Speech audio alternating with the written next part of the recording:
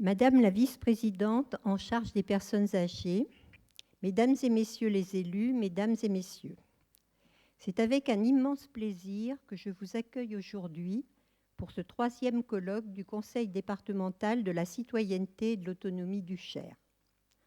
En 2020, nous avons été contraints d'annuler nos manifestations grand public à cause de la pandémie et c'est naturellement que nous avons décidé de nous retrouver aujourd'hui autour d'elle. Nous sommes très attachés à ces rencontres qui permettent de mettre en lumière le CDCA, dont l'existence et les missions sont méconnues. En effet, le CDCA est une instance présidée par le président du conseil départemental qui a pour ambition de développer la démocratie participative au niveau local et de faciliter la co-construction des politiques publiques territoriales en concertation avec les usagers, les représentants institutionnels locaux et les professionnels du secteur de l'âge et du handicap. Afin de répondre aux spécificités propres à chaque public, le CDCA est composé de 2 formations spécialisées, une pour les questions relatives aux personnes âgées et une pour les personnes en situation de handicap. Elles sont composées chacune de 4 collèges. Les 2 formations se réunissent indépendamment et se retrouvent à l'occasion des réunions plénières au moins 2 fois par an. Dans le département du Cher, Madame Bénédicte de Choulot est la nouvelle présidente par délégation de Monsieur Jacques Fleury. Madame Marinette Audry est la vice-présidente de la formation personnes en situation de handicap et je suis celle de la formation personnes âgées. Nous disposons d'un secrétariat, de moyens financiers et de locaux pour la tenue de nos réunions. Le diaporama qui vous a été présenté dans l'attente de l'ouverture du colloque reprend le bilan de nos travaux 2019-2020 que nous avons l'obligation de transmettre à la Haute Autorité de Santé. Nous espérons que son contenu vous a permis de factualiser notre rôle. En dehors de ces missions obligatoires, les formations personnes âgées et personnes en situation de handicap peuvent débattre de tout sujet qui leur semble important. C'est ainsi que depuis le début de la mandature, la formation personnes âgées a travaillé sur la vision de l'EHPAD de demain. Bien conscient que le modèle actuel de fonctionnement de ces structures n'est plus adapté aux besoins et aux attentes des personnes qui y sont hébergées, nous avons fait des propositions que nous ferons remonter aux législateurs. Dans le cas présent, notre rôle est bien d'éviter l'hypercentralisation des décisions prises sans concertation avec les usagers. Pendant la pandémie, nous étions en première ligne pour apprécier les moyens de lutte mis en œuvre ainsi que leur dysfonctionnement. Nous avons ainsi pu jouer notre rôle de lanceur d'alerte en instaurant une réunion de bureau hebdomadaire en visioconférence et en y associant la vice-présidente de la formation personnes en situation de handicap.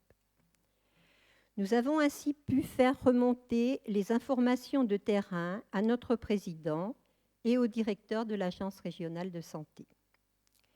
Nous nous sommes particulièrement intéressés au sort des personnes isolées, notamment en matière d'accès à la vaccination, et nous avions des informations précises sur la situation dans les EHPAD.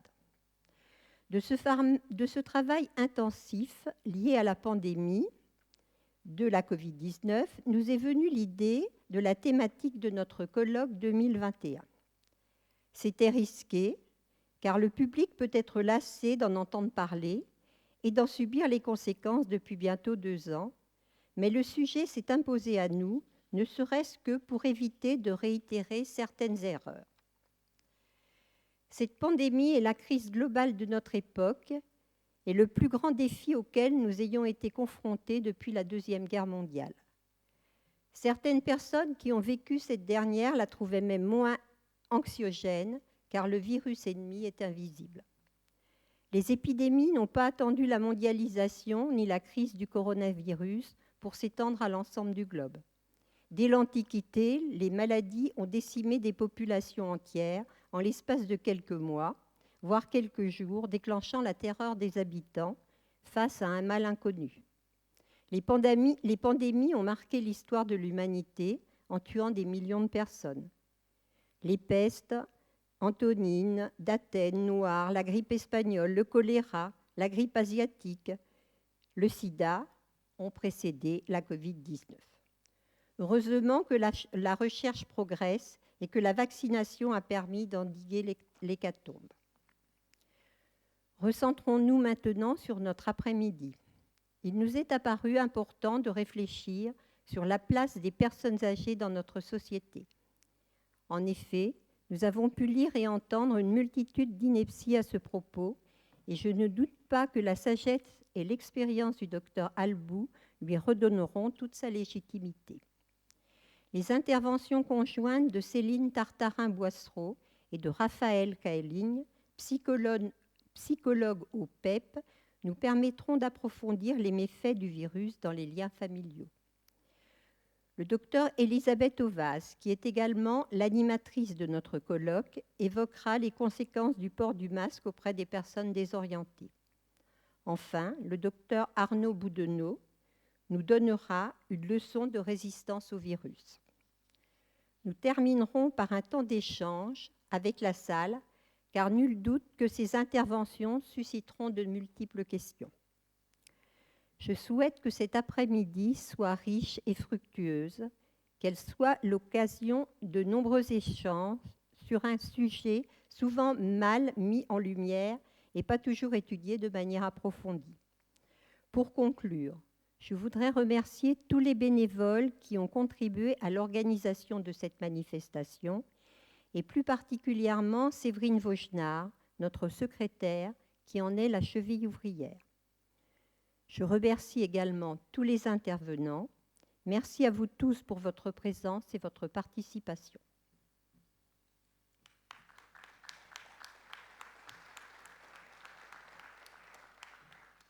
Je cède la parole à Madame la présidente du CDCA depuis peu, Madame Bénédicte de Choulot.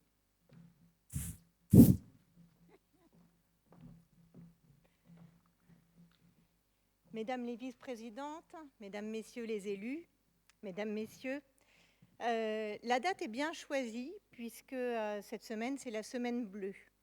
La semaine bleue, c'est une semaine pour saluer la contribution des personnes âgées à la société, à la vie économique, culturelle de la cité. Et puis c'est aussi une semaine pour réfléchir ensemble au bien-être des personnes âgées. Il n'y a pas que la date qui est bien choisie, la période est bien choisie aussi puisque nous sommes tous très heureux en cette rentrée de pouvoir enfin nous retrouver en présentiel, puisque maintenant nous connaissons ces mots présentiel et distanciel, et de pouvoir tous ensemble reprendre le lien social. Quant au thème du colloque, vous l'avez dit, madame, encore le Covid. Encore le Covid, effectivement. L'année dernière, ce devait être sur le sommeil, ça a été annulé et il était question de reconduire ce thème du sommeil. Et puis finalement, il est apparu une évidence aux yeux de tous, c'est que la crise sanitaire n'est pas terminée, malheureusement. Et plus encore, nous n'en connaissons pas encore toutes les conséquences. Il nous est donc apparu important, face à l'isolement, face au repli sur soi, face aux conséquences médicales, face aussi aux défauts de soins de certaines personnes qui se sont complètement retranchées sur elles-mêmes, de faire un état des lieux. Où en sommes-nous? C'est aujourd'hui la question qui va être posée pendant ce colloque. Il nous faut faire un état des lieux pour pouvoir intervenir, mais aussi pour pouvoir prévenir. Puisque toutes les conséquences ne sont pas connues, il va falloir faire un état des lieux pour pouvoir les anticiper et pour pouvoir agir efficacement. Je remercie nos vice-présidentes pour le travail qu'elles ont fait. Le CDCA ne s'est pas arrêté.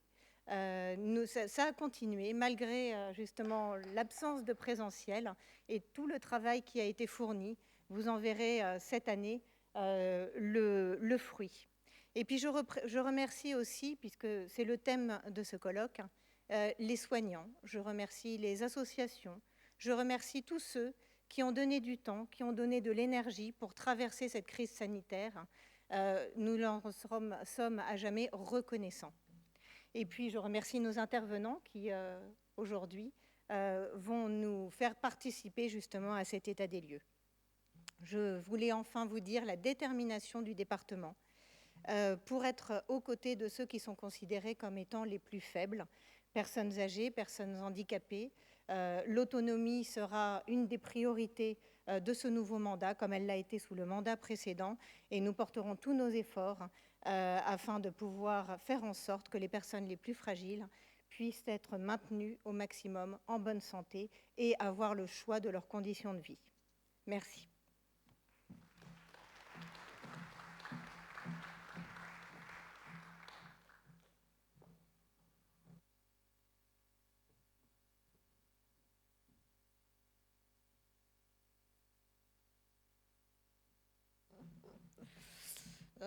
C'est comme dans les avions, là, c'est pchit pchit, là. Voilà. Là, c'est bon. Oui, bonjour à tous. Comme Marie-Odette Thur, je suis vraiment très, très heureuse de pouvoir être là aujourd'hui et puis vous retrouver nombreux pour ce colloque du CDCA. Ça fait plaisir de pouvoir se retrouver. Et puis, je sais bien que ça va être un moment important aussi de débat tout à l'heure, je pense, après les interventions de cet après-midi. Comme le disait ce thème, on s'est dit effectivement, est-ce que, oui, tout le monde en a marre. Bon, c'est vrai qu'on entend même les publicités, là, les jeunes, j'en ai marre de ce Covid, etc. Bon. Mais cet après-midi, on ne vous parlera pas du virus, de ce qu'on en sait aujourd'hui. On ne vous parlera pas de la vaccination et de ce qu'on en sait aujourd'hui. On parlera de choses différentes. On a fait, pour ce colloque, je dirais, un pas de côté pour aborder cette question de la pandémie. Pour l'aborder d'abord sous l'angle psychologique, je dirais psychosocial, un petit peu la question qu'est-ce que c'est qu'être vieux aujourd'hui, parce que on a beaucoup parlé des personnes âgées au début de la pandémie, on en a moins parlé ensuite. Et puis, finalement, ce virus, en fait, dans toutes les conversations, dans les familles, il y a un moment ou un autre, on se retrouve à table en famille, et bien à un moment ou un autre, on parle du virus, on parle de l'épidémie. Je pense que c'est dans toutes les familles, on se pose cette question, et on a vu des familles se fâcher, des choses un peu désagréables se produire. Donc ça, c'est un aspect qui nous a semblé important d'aborder. Et puis,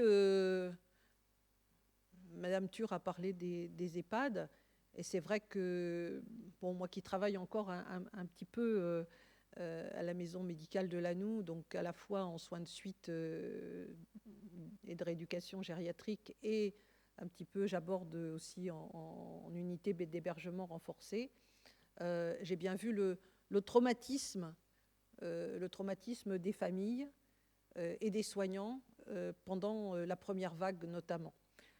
Donc ça nous semblait important de faire ce pas de côté et d'aborder cette épidémie sous l'angle psychosocial. Et puis on avait quand même envie de finir sur une note optimiste, et je pense que le docteur Boudonneau va nous apporter cette note optimiste, parce que finalement on s'est bien rendu compte que dans cette épidémie, tout le monde n'était pas touché de la même manière, et qu'il y avait des gens qui traversaient, qui attrapaient le virus, mais qui finalement s'en sortaient très bien, voire qui ne s'en rendaient pas compte du tout. Donc voilà, on va essayer d'avoir cet après-midi assez riche dans la réflexion. On n'est pas dans l'information, on est plus dans la réflexion aujourd'hui. Donc je passe tout de suite la parole à mon collègue confrère, docteur Philippe Albou, qui est donc médecin et historien de la médecine, parce que parfois on a des doubles casquettes, et je pense qu'il va nous apporter une réflexion intéressante sur l'image des personnes âgées. Il a été auteur d'ouvrages qui étaient fort passionnants sur la maladie d'Alzheimer, notamment. Donc, c'était tout à fait intéressant. Donc, Philippe, je te passe la parole.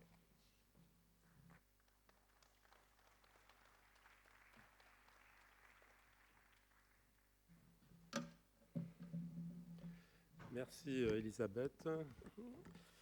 Je suis également très content d'être ici avec vous pour pouvoir évoquer la question de l'image des personnes âgées dans la société, dans le passé, dans le présent.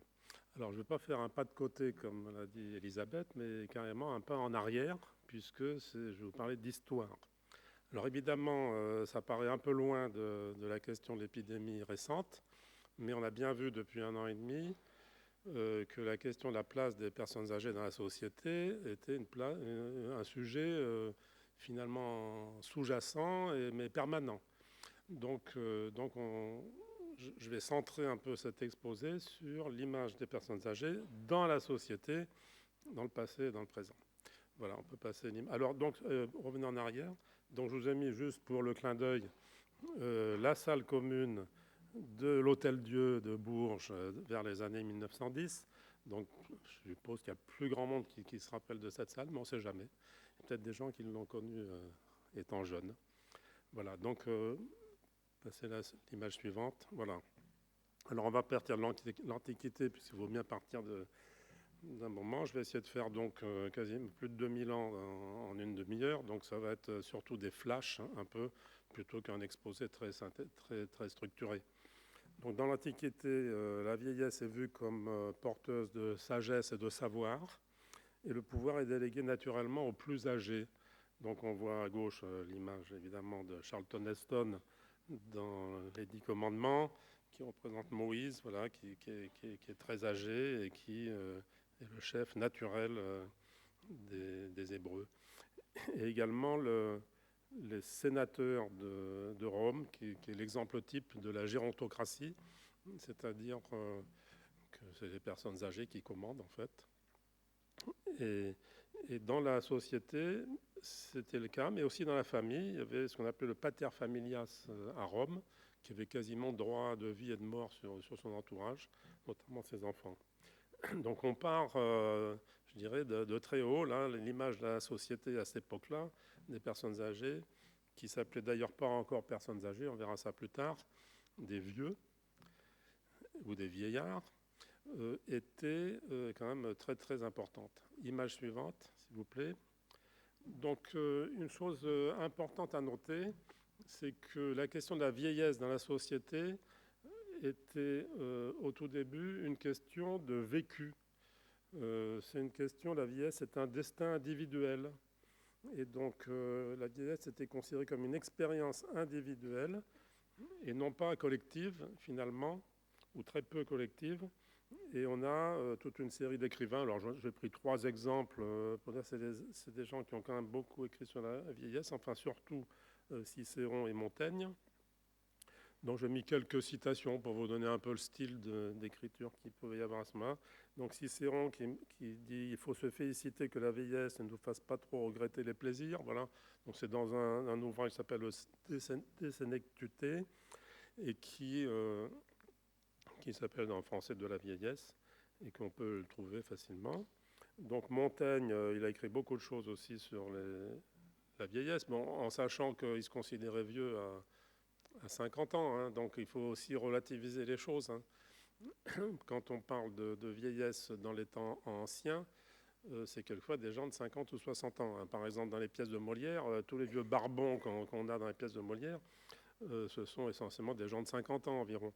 Voilà, mais bon, mais c'est quand même, ils vivaient quand même ce qu'ils appelaient la vieillesse et qu'ils considéraient comme ça. C'est-à-dire que l'espérance de vie était évidemment moins élevée que de nos jours. Donc les hommes entraînent, s'ils le veulent, mais à reculons. Voilà, c'est un exemple parmi d'autres de ce qu'il a pu écrire. Et évidemment, Corneille, Orage au désespoir, aux vieillesses ennemies, que tout le monde connaît dans le Cid. Enfin, il y a beaucoup d'autres auteurs. Mais à chaque fois, j'ai mis ces exemples-là pour bien montrer que la vieillesse était vécue comme un ressenti, comme une expérience personnelle et non pas comme une réflexion collective, comme ça peut être le cas après, comme on va le voir tout à l'heure. Alors, image suivante. Voilà, alors je passe, passage obligé de parler des femmes, parce que là on a parlé surtout des hommes dans l'Antiquité et dans les écrivains. Donc la femme âgée, malheureusement pour les femmes, l'image a été extrêmement négative quand elle était visible. Parce que souvent, c'est ce que j'ai pu constater en recherchant les traces, souvent on ne parle pas des femmes âgées. Bon, mis à part Sarah, l'image de Sarah dans la Bible, il y a très très peu d'images fortes de personnes, de femmes âgées. Bon, pendant donc au XVIe siècle, jusqu'au XVIe siècle, l'image de la sorcière. Il y a les procès de sorcières qui étaient souvent des personnes âgées, peut-être maintenant ce qu'on appellerait des personnes démentes qui étaient considérées comme des sorcières. Et donc voilà, elles allaient sur les bûchers, ce qui était quand même pas très correct. Et il y a aussi l'image de la perte de la jeunesse, parce que le critère de la féminité, c'était la jeunesse, la beauté, etc. Et donc la vieillesse, les femmes étaient sous l'image de la déchéance, de la décrépitude, plus facilement, paradoxalement, que les hommes qui étaient, avec la prise de l'âge, des beaux vieillards. On ne dit pas tellement une belle vieillarde, on dit surtout des beaux vieillards. Bon. Alors ça a changé quand même, au moins en partie de nos jours, mais c'était un peu, de ce plan historique, c'était un peu cette question-là. Donc image suivante. Voilà, donc c'est au XVIIIe siècle qu'apparaît la bascule et que la vieillesse, considérée comme une expérience personnelle, devient une expérience collective et un destin collectif et une vision collective du groupe des vieillards. Donc c'est ce qu'un historien qui s'appelle Jean-Pierre Guthon a appelé ça dans un livre tout à fait intéressant, la naissance du vieillard. C'est sous-entendu la naissance du vieillard vu comme un groupe social, comme une question de société, ce qui n'était pas auparavant, ce n'était pas une question de société. On était jeunes, on travaillait, on mourait, on était vieux au passage, mais ce n'était pas une question de société. Donc à ce moment-là, à partir du XVIIIe siècle, donc avant la Révolution française, les vieux sont vus comme un groupe social. Donc il y a même une vision statistique de la société avec ce qu'on appelait les arithméticiens politiques, c'était les anciens démographes, enfin c'était le terme de l'époque, arithméticiens politiques, qui avaient commencé à regarder la structure des populations avec 3 groupes, la jeunesse de 0 à 20 ans, ensuite l'âge adulte de 20 à 60 ans et la vieillesse à partir de 60 ans. Bon, c'était des chiffres pris de manière très arbitraire.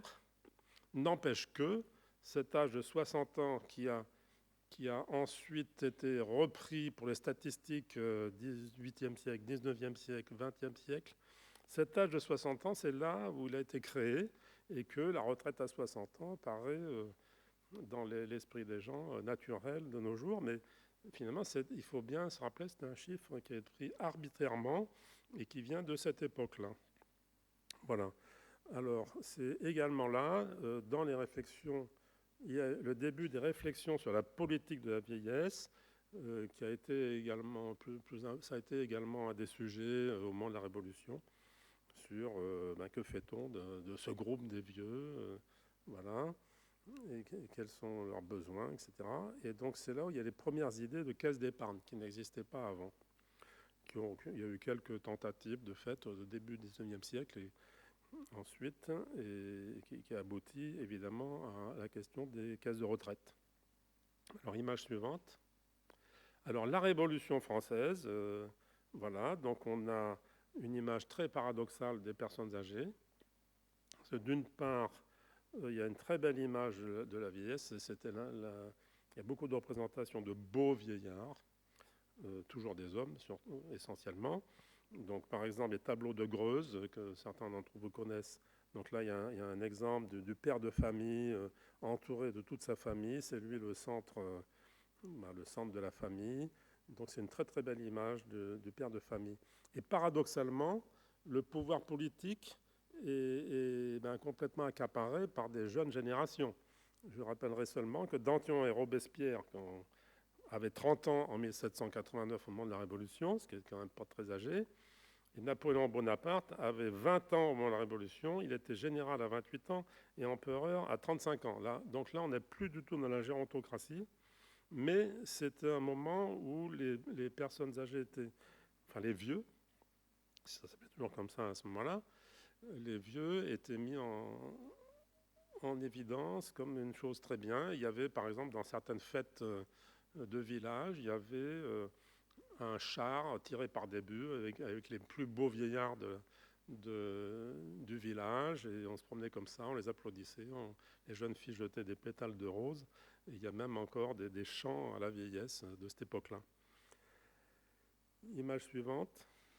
Alors, il faut bien comprendre une chose, c'est que jusqu'au développement des retraites, les vieux travaillaient jusqu'au bout, et notamment les hommes. Alors, il y a un petit schéma que vous avez sur la droite, qui montre alors qui regroupe juste le XXe siècle. Et donc, vers l'année 1900, il y avait donc 70% environ des hommes de 60 ans et plus qui travaillaient encore. 70% des 60 ans et plus travaillaient encore au début du XXe siècle. Vers la fin du XXe siècle, en 1968, c'était descendu à environ 40%. 40% de l'ensemble des personnes âgées de plus de 60 ans. Voilà, de nos jours, c'est descendu bien bas, même si le chiffre tend à augmenter, mais en même temps, l'espérance de vie augmente également. Donc, voilà, donc ça, c'est les chiffres pour les hommes. Alors, pour les femmes, je n'ai pas les chiffres, mais évidemment, elles étaient moins nombreuses à travailler selon les habitudes de la société ancienne, enfin, même au début du XXe siècle. Voilà. Donc, et quand il ne peut plus travailler, il est pris en charge naturellement dans sa famille, notamment dans les familles rurales, ou le cas échéant, pris en charge par des institutions charitables. Voilà, donc là il y a deux images que j'ai trouvées de personnes âgées qui travaillent toujours, voilà, notamment dans les usines à droite pour une femme. Image suivante. Alors voilà, au XIXe siècle, on a une nouvelle image de la famille, et notamment des personnes âgées dans la famille, mais une nouvelle image de la famille, avec les progrès de la médecine, et notamment la baisse de la mortalité infantile. On a le développement tout à fait nouveau du nombre de familles nombreuses. Ce qui n'était pas le cas avant, parce que, par exemple, du temps de Montaigne, Montaigne a dû avoir 5 ou 6 enfants, je crois. Il n'y avait qu'une seule survivante sur les sites. Et il y a beaucoup de situations comme ça. Il faut savoir que dans les périodes passées, il y avait un enfant sur deux qui mourait avant l'âge de 20 ans.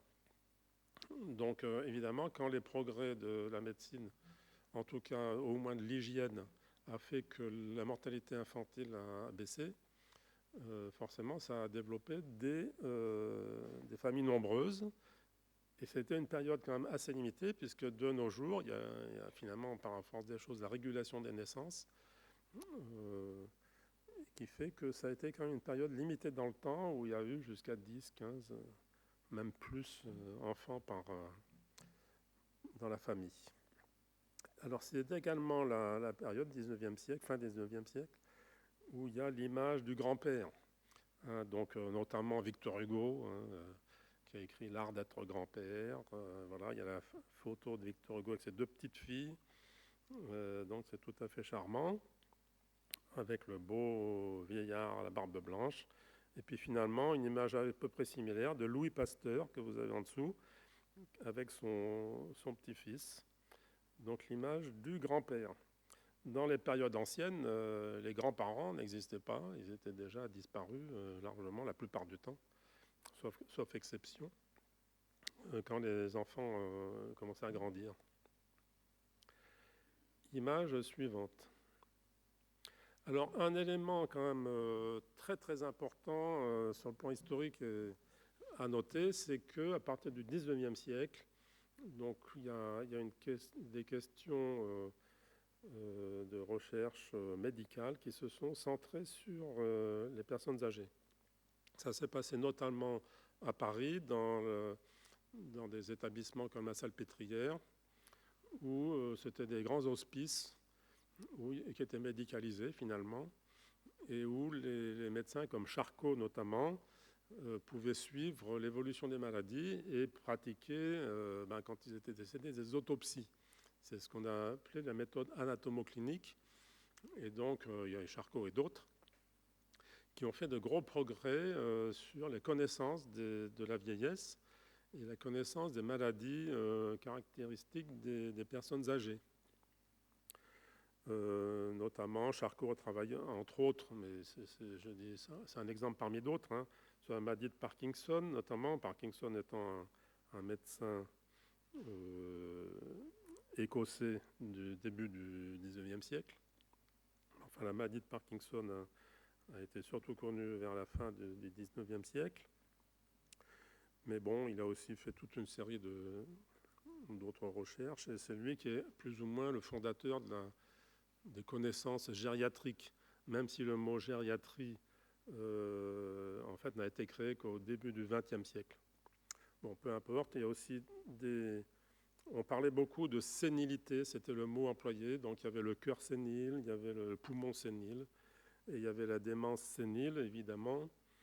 Alors le mot démence est un mot que nos autres médecins on prend avec des pincettes, parce que le mot démence a un double sens, puisqu'il a surtout le sens de folie, c'était son sens initial. Et même de nos jours, quand on dit que quelqu'un est atteint de démence, il y a encore cette idée de folie qui est encore sous-jacent.